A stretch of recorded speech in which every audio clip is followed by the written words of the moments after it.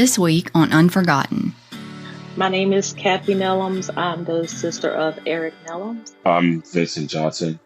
Eric was my uncle. Hi, I'm Takia, and Eric was my uncle as well. Anybody that needed help, he was there for them. He was a peaceful person. He wasn't a street guy. They killed him outside of his house. So, it just hits hard. Called my cousin and said, hey, you guys might want to get over here. Something's going on at your cousin's house. So that's how my family found out. They didn't take anything from him. He had money, he had a nice truck, he had a home. They didn't go in the home. I'm going to see my son laying there. And I wasn't allowed to touch him or anything. Just standing there. Because he was such a powerful spirit. Now that he's gone, we miss him greatly.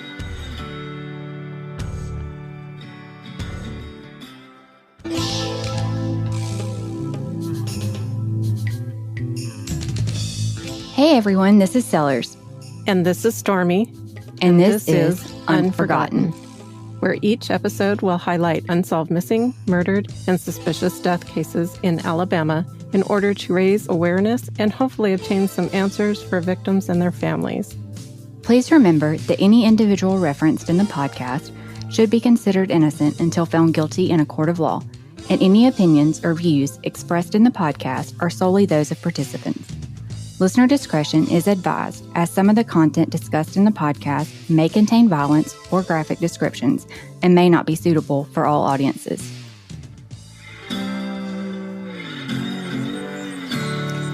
And now for episode 36, Eric Nelams. Hey everyone, welcome back. I hope everyone is doing well out there.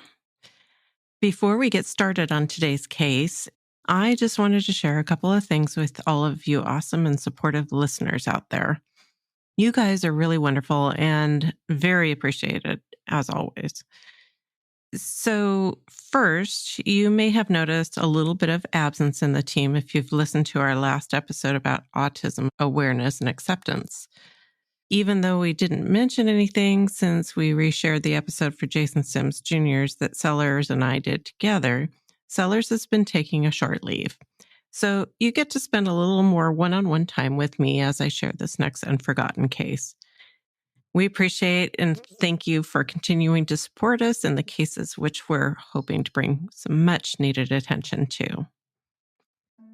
There seems to have been a lot going on in the true crime world in the last few weeks, and I won't go through all of what we've seen, obviously, but I thought I'd mention just a couple of them. One case was, frankly, a bit brazen to me. It was the April 11th disappearance of Nikita Davidson from Birmingham, who was eventually located deceased on the 12th. Her boyfriend was bold enough to run into her car, then get out of the car and shoot her before loading her into the trunk of her own car and then driving away, leaving his car behind. Now, I have a hard time believing that he thought he was going to get away with that. I don't think he, obviously he eluded them for a short time, but I don't know. Anyway. The family stated in the media that she was actually trying to leave him that night, but was unable to do so before he took her life. He was ID'd very soon after the murder, and it wasn't really shared in the media that who it was at first.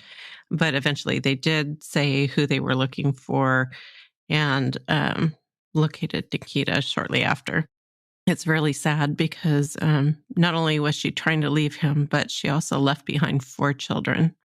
That's a really sad case. Anyway, I hope that everything went well with that investigation so that they can put him behind bars for a long time. Before I share this next case, and even though we give a warning about sensitive content, I wanted to give you just an additional warning that the information on this case is really disturbing. It's involving a beautiful 5-year-old girl. And I'm not going to give any specific details about what happened, and we'll try to be as light on the detail of the charges as well. But the charges and sentence will speak for themselves, I think.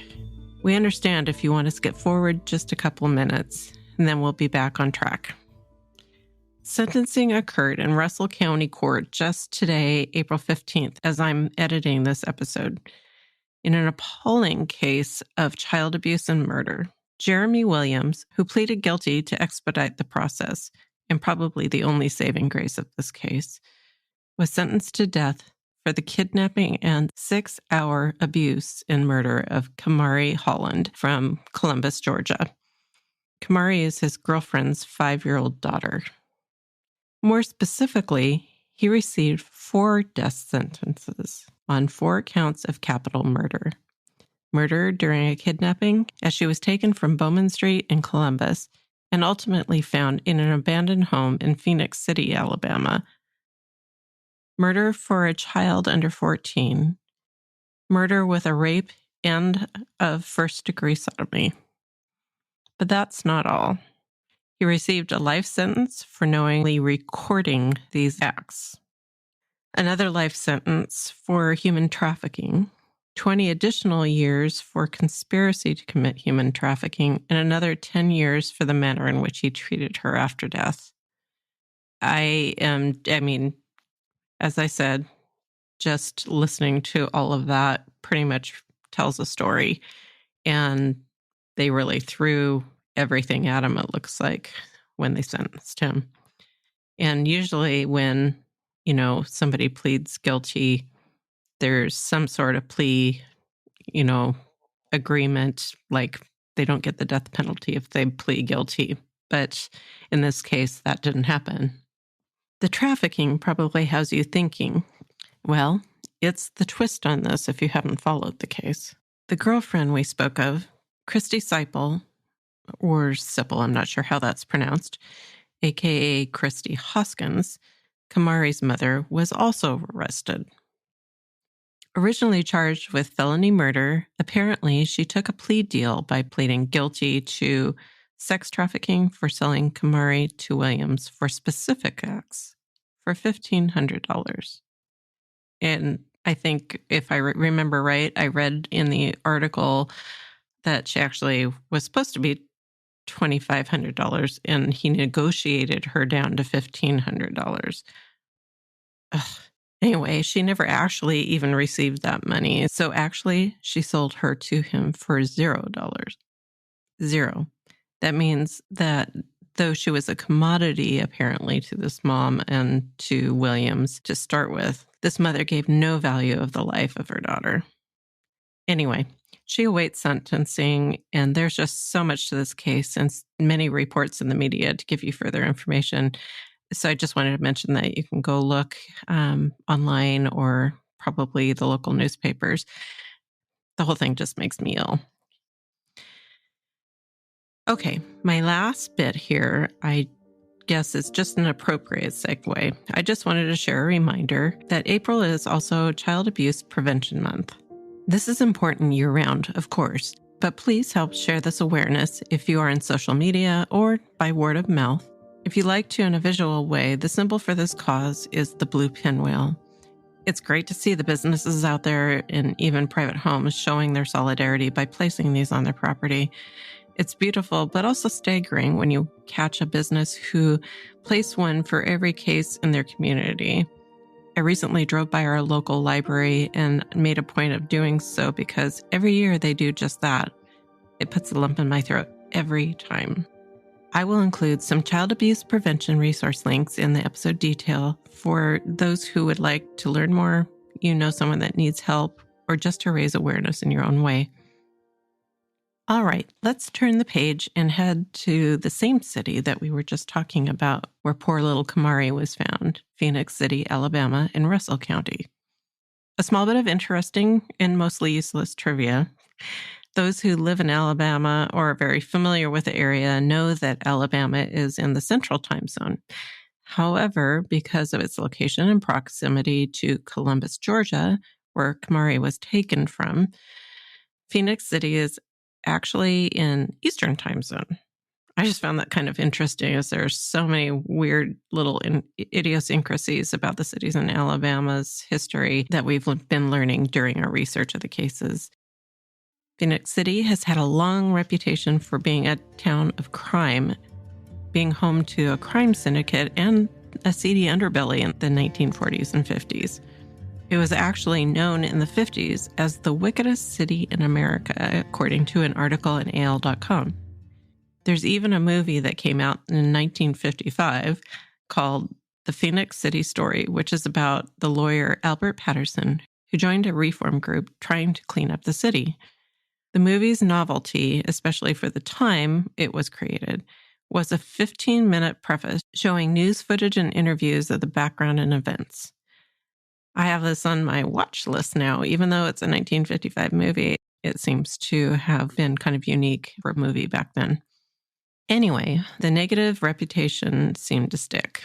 In looking up its data, keeping in mind that we've discussed the varied and inaccurate reporting of crime statistics in past episodes, per capita, Phoenix City is not that far below the violent crime rate of Mobile. But we know that there are beautiful and interesting areas of every city filled with many wonderful families and small businesses. And often these cities have a neighboring city that would be nearly as one with the other. Such is the case with Phoenix City and Columbus, Georgia, who were only separated by a bridge, but otherwise feel like one city. One of these wonderful families belongs to Eric Nelams, who is the focus today. We were able to talk to Eric's sister, Kathy Nelams, his niece, Takia, and nephew, Vincent, and they will help share Eric's life and tragic story throughout the episode. My name is Kathy Nelams. I'm the sister of Eric Nelams and primary advocate. I'm Vincent Johnson. Eric was my uncle. Yeah. Hi, I'm Takia, and Eric was my uncle as well. Eric Nelams was born in 1971 in Columbus, Georgia, to Annie and Ernest. And as I mentioned, to be from Columbus was just like being from Phoenix City. And being from Phoenix City was just like being from Columbus. And you are all in the Atlanta area, right, in Georgia? Yes. Yes. Yeah. And Mom, Annie Whittlesey. Thank you. Mom is where? She's in Columbus. Okay. Eric was from a large family with 8 sisters and 6 brothers. And I have to take a deep breath there. That's a lot of children. I did have a friend growing up who had almost as many in their family. And it's really fun to be around a family that's that large, actually. I just have a brother and a sister, which is probably a handful for a lot of people just to have the 3. But wow, 15 kids. Wow. Here's Kathy to share a bit about her brother growing up. So my brother was short in stature, but big in real life. So he played baseball.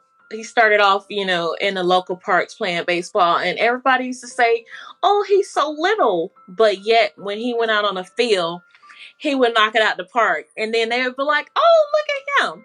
So, like my children stated, my brother was very nice, mild-mannered, considerate, charismatic, and friendly. So he was very popular, and he started off in a youth league playing, baseball, and then on into high school. He also played for our high school, which is Carver High School in Columbus, Georgia. And, everybody, he was just so popular, and I was older than him, but people used to always say, "Oh, that's that's Eric's little sister," but I was the big sister. But because he was so popular, they saw me as the younger one, and he was that guy. So just having those memory, and when he also was the trainer for the football team, and just thinking about all these guys are towering above him, but yet he's the center of attraction because he's just that type of person, and the football players loved him, and just everybody loved him because he was just that guy. So as you can tell, Eric was loved tremendously, and he was the type of person who would do anything for his family and friends. Takia and Vincent shared a bit about Eric as well and who he was to them. So, who my uncle was to me, he was just like a kind-hearted, charismatic, just all in for family type of guy. But yeah, he was just a great guy. He just always, looked out for my mom, his mom. He was always there. He was just like just a good man. That's all. So for me, um, my uncle was a lot. As a child, he was a father figure. Um, but even me being that young, I could always see him doing things for other people. He would do things for my mom. He would do things for his friends, his mom, anybody that needed help. He was there for them.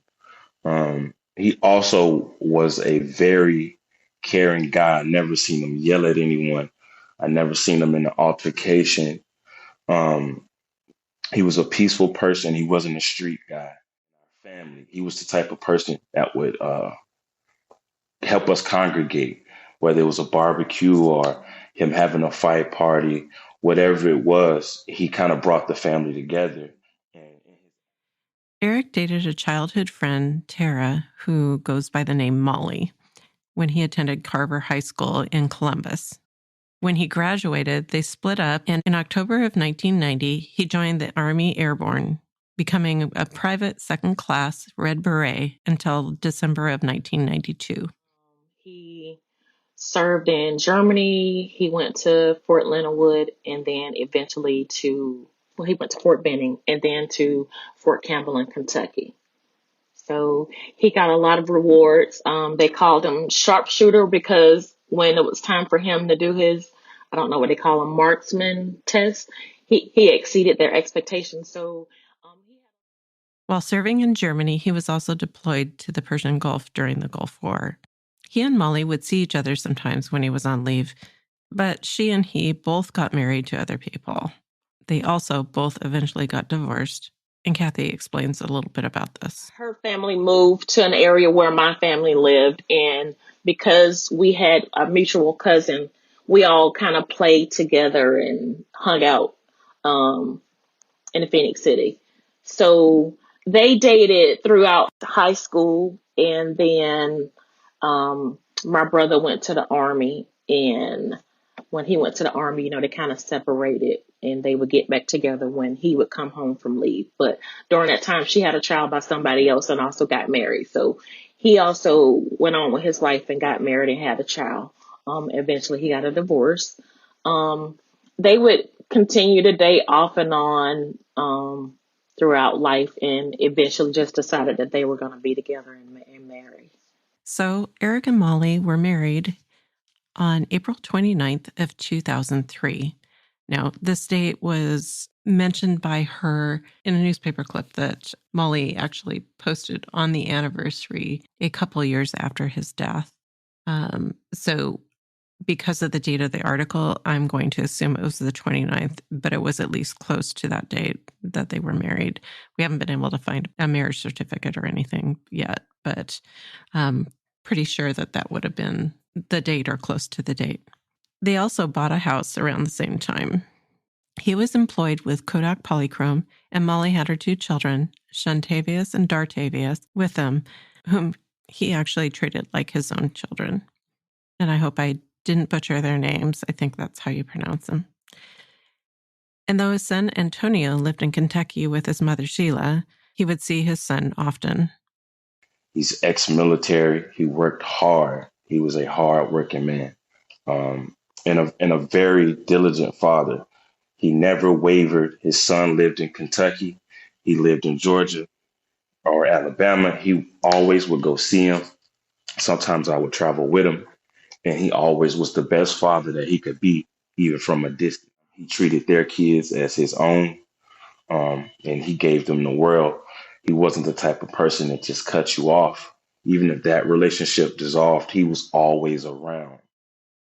Though I'm sure Eric wouldn't say his life was perfect, he did seem to be laying ground for a good life and was the responsible husband and father and overall family man.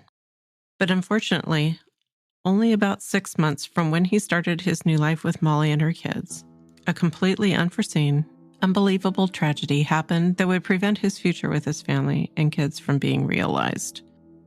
Friday, September 26, 2003, was a seemingly normal, dry September morning. It was already working up towards 70 degrees when Eric arose to get ready for work at Kodak Polychrome.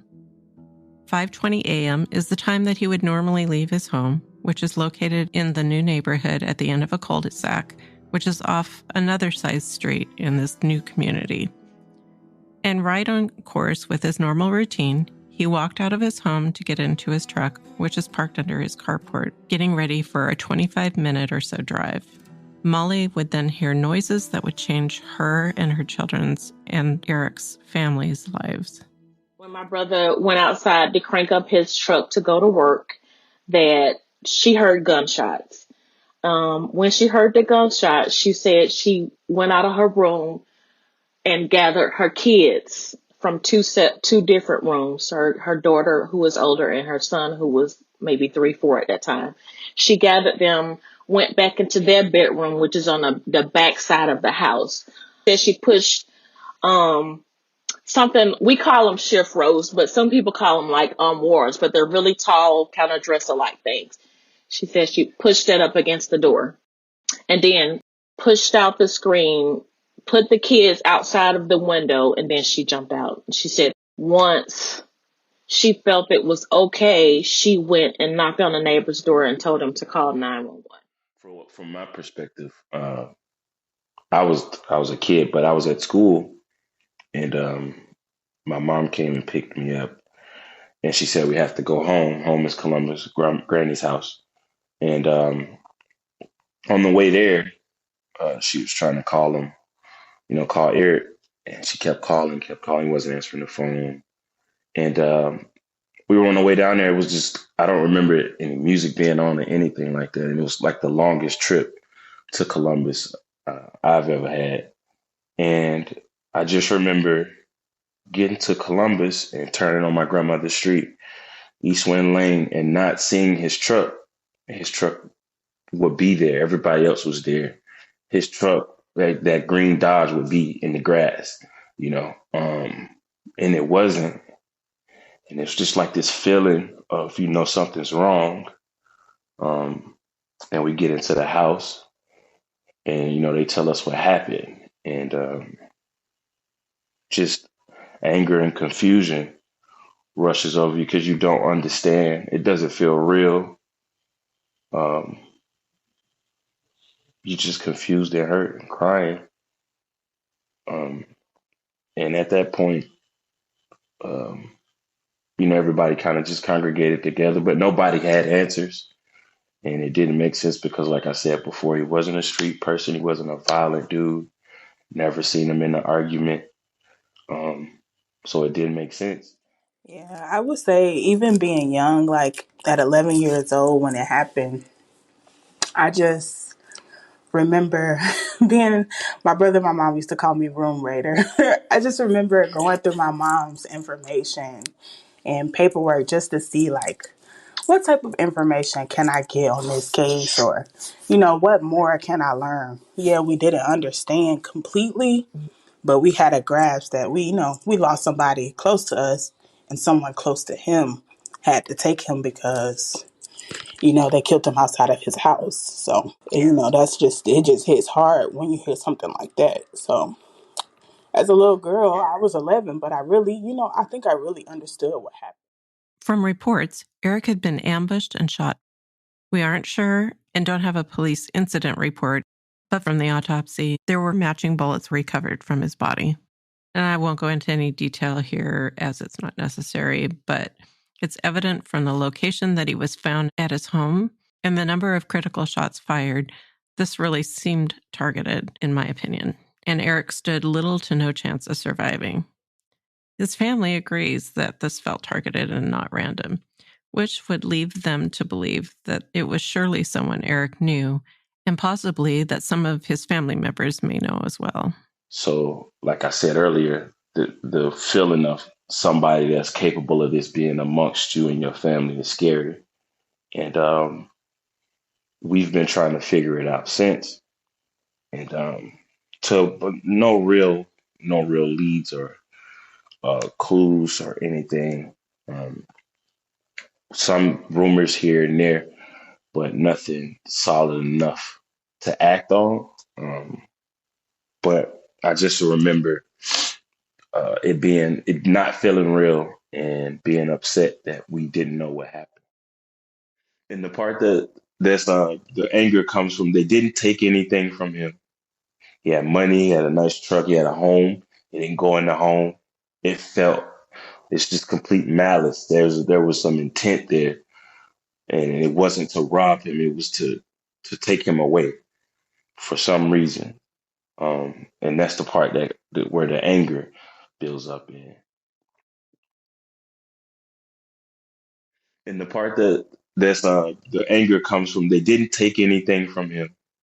He had money, he had a nice truck, he had a home. He didn't go in the home. It felt it's just complete malice. There was some intent there, and it wasn't to rob him. It was to take him away for some reason. And that's the part that where the anger builds up in.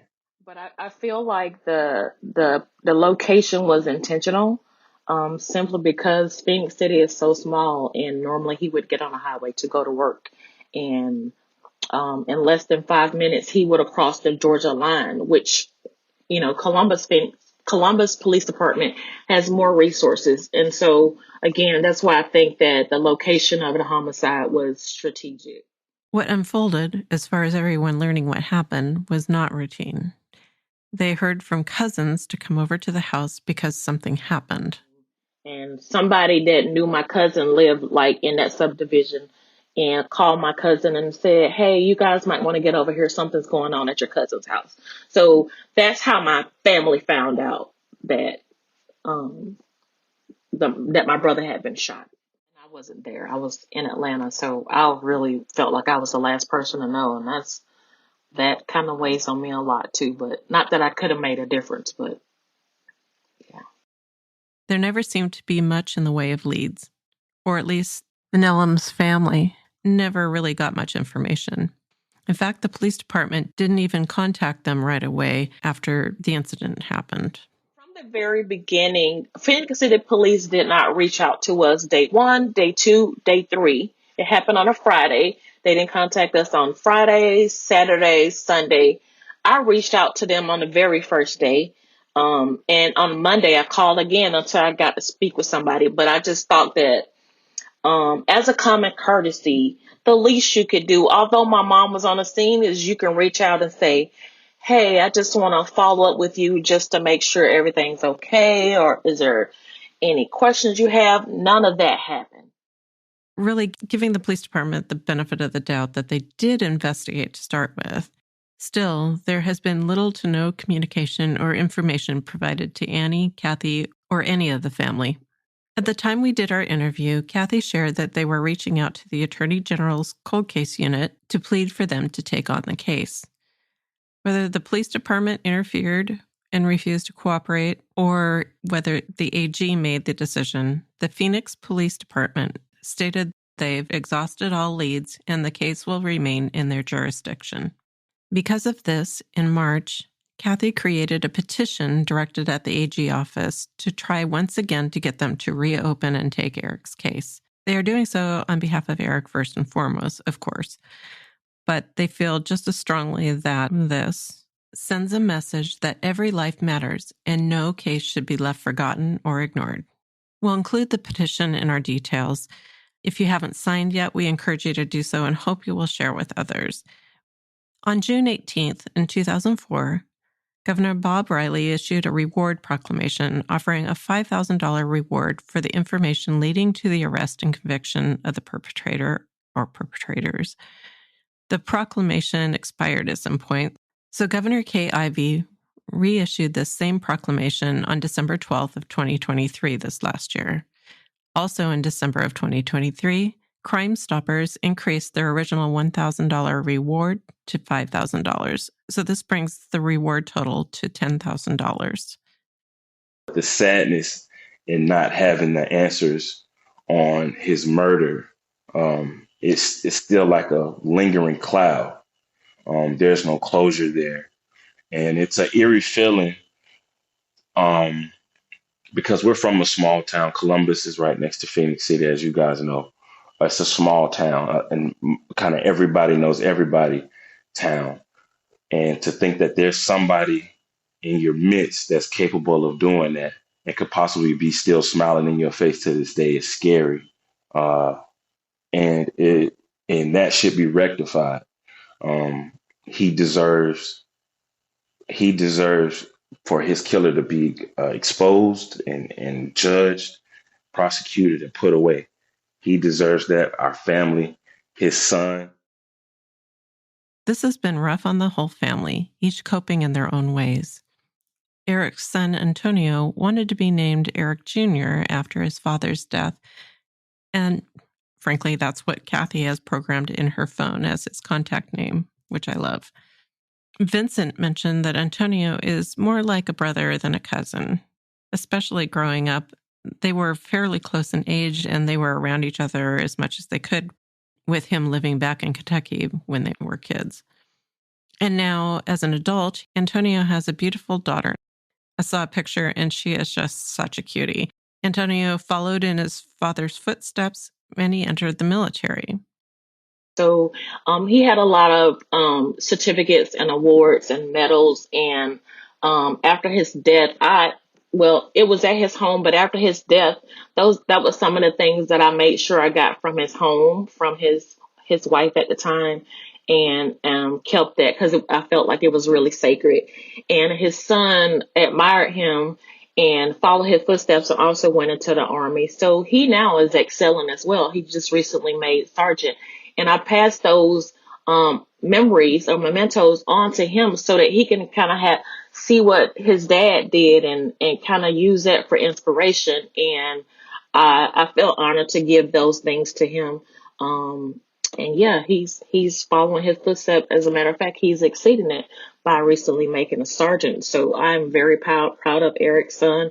His name is Antonio Nelams, and he also has a granddaughter. Her name is Araya Nelams. And like my son stated, it would have been great just to see him be a father and a grandfather, because that little girl, she's so precious. And, every time I look at her, I just embrace her and hold her because she's a part of him. So recently, Antonio sent a message to Kathy so that she could share it with us about where he is with his father's death now, and his wish not to be public any more than to say the following.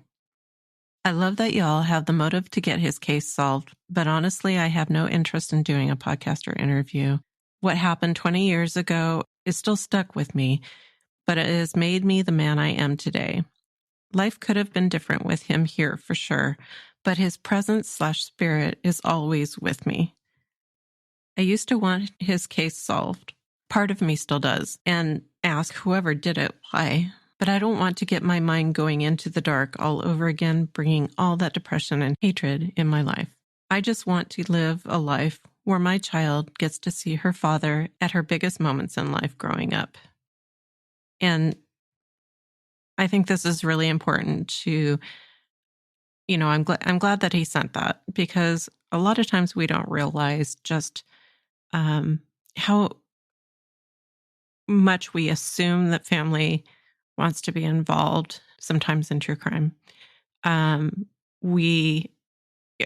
think everybody just assumes that they want to be out there doing what we're all doing, and if we want to share a story, that they will want to be involved in that way. But a lot of these families have a lot of pain that they just don't want to share with the general public.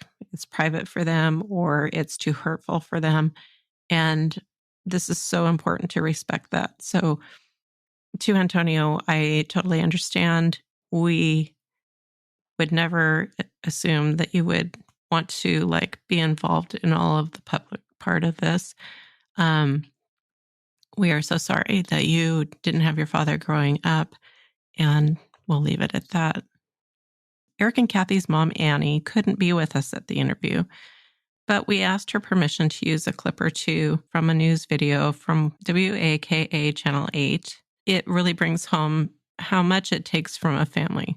a mother to lose her son. My heart goes out to Annie, and we thank her for being brave to share her feelings with all who will listen on that interview. I still sometimes see flashbacks.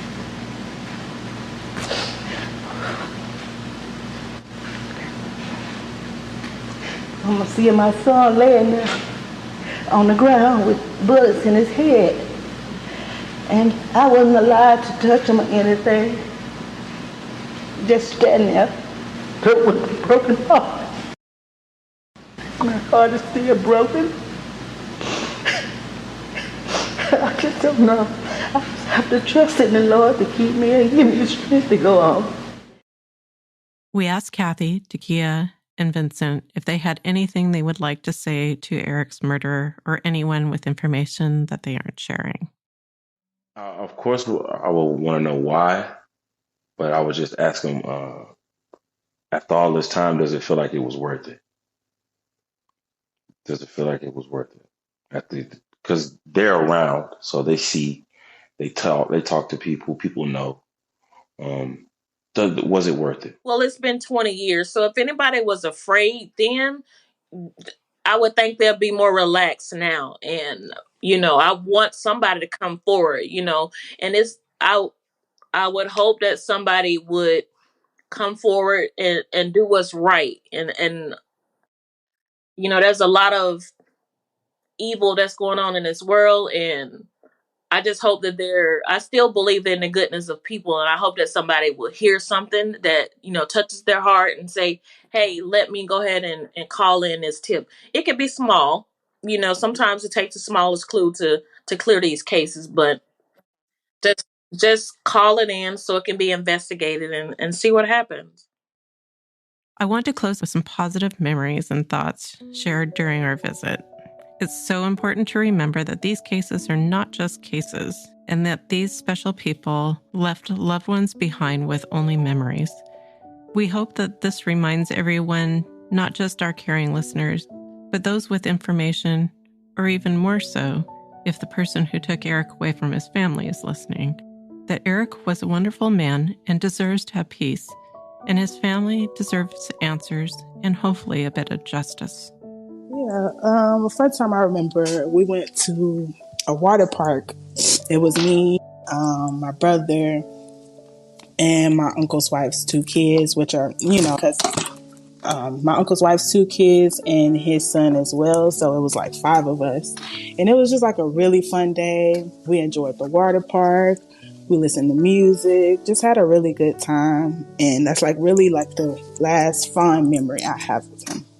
I think about him every day, but the memory I have of him, my favorite was at his wedding, during his wedding reception. And he was just happy. He was happy. He was dancing. And I don't think I ever seen him smile that much, and I think about it all the time, almost on a daily basis. I'm not saying he's great just because he's my brother. If he was something opposite of that, I would be transparent and say that. But he was not in the streets. He was not doing anything to anybody. Until the day he died, just really didn't think that he had enemies because he was so loved. And when they had his funeral, it was packed. And I looked for a second. I was like, wow, are all these people here for my brother? And the detective said it was over 300 people there. So that kind of is a test to how much he was loved and how people just, cared about him and how he cared back. So that's my favorite memory. Yes. Thank you for being here with the Nelams family. Please share his story and please sign his petition if you haven't already. I appreciate what you guys do, not just for my family, but for all families, because I'm just so passionate about this. And I feel for everybody that has to deal with this, because it's really been devastating. Even after all these years, it's still like I can cry at the drop of a dime just talking about it. So thank you guys again for what you do. If you have any information regarding the murder of Eric Nelams, no matter how small or unimportant you think it may be, please call Central Alabama Crime Stoppers at 334-215-7867 or 215-STOP. You can also submit tips online. These are completely anonymous avenues if you wish not to leave your name or any personal information. As always, you can reach us at info@alcoldcase.com or on our website, and we'll have all the contact information in our episode description as usual. The biggest part of this is the void that's left behind from his presence, because he was such a powerful spirit. Now that he's gone, we miss him greatly. Since Alabama Cold Case Advocacy's creation, we have dedicated innumerable hours to researching and networking in an effort to provide the largest platform we can to the cases we share. We shoulder all associated expenses with Alabama Cold Case Advocacy out of our own pocket, including the subscription fees for researching and production of the Unforgotten podcast to provide a cost-free avenue for the victims' families of those cases. We hope you will join in our efforts to raise awareness of Alabama's missing and murdered and support these families who have been forced to carry the immeasurable loss of their loved ones and the fight for answers. If you appreciate our mission and you are inspired to make a donation, your extra support will enable the ACCA to continue our research, share the cold cases, and help those families know that they are also unforgotten. Unforgotten is an Alabama cold case advocacy podcast recorded in conjunction with Riverside FM, hosted and distributed by Spotify for podcasters, available on your favorite podcast platform. Intro music for the show was created by Principles of Uncertainty, who also mixed and mastered this episode. Content and production is by Sellers Stormy. Artwork by Sellers. Credits for music, sound clips, special mentions, and any source referenced in our podcast can be found in each episode's description. We hope you will join us on all the major social media sites and continue to raise awareness of our Alabama cold cases. Until next time, thank you for listening, and remember, justice may be delayed, but the victims and their families remain unforgotten.